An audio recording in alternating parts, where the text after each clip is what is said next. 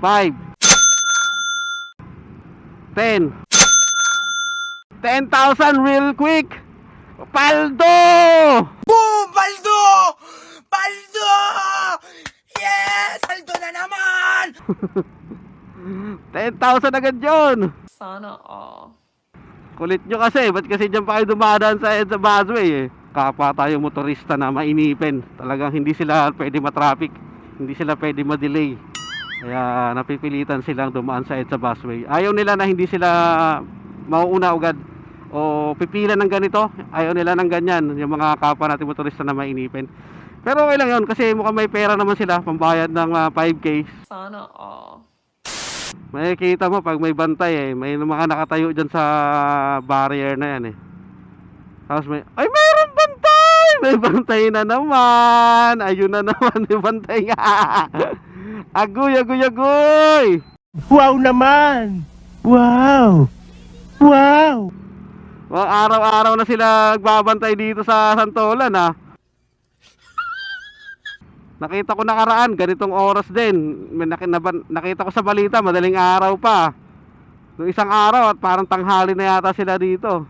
Aba. Anyari ba sa NCAP?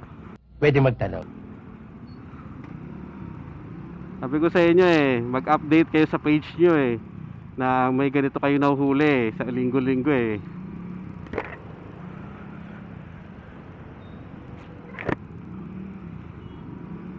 Ayun oh, 5,000, 10,000, agoy, 5, 10, tak 10,000 agad. Ay may media, ayun na kuya, pero sama ako. May media pala, may media.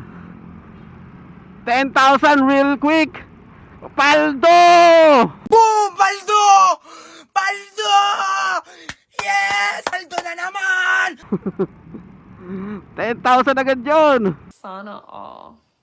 Kulit nyo kasi, ba't kasi dyan pa kayo dumadaan sa EDSA busway eh.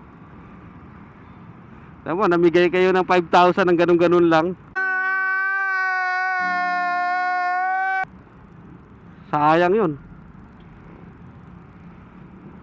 Pang date na sana, pang check-in na sana sa Sabado. Dahil Sabado ay February 14. Aray.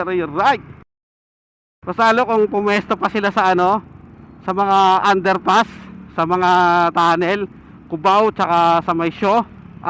Paldo lalo yung mga yan. Sa isang araw, makakakuha sila ng milyon. What?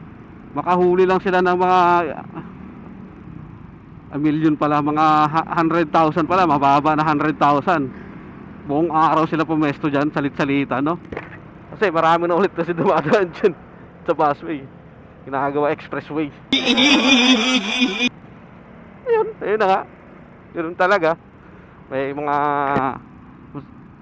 kapwa tayo motorista na mainipin. Talagang hindi sila pwede matraffic, hindi sila pwede madelay.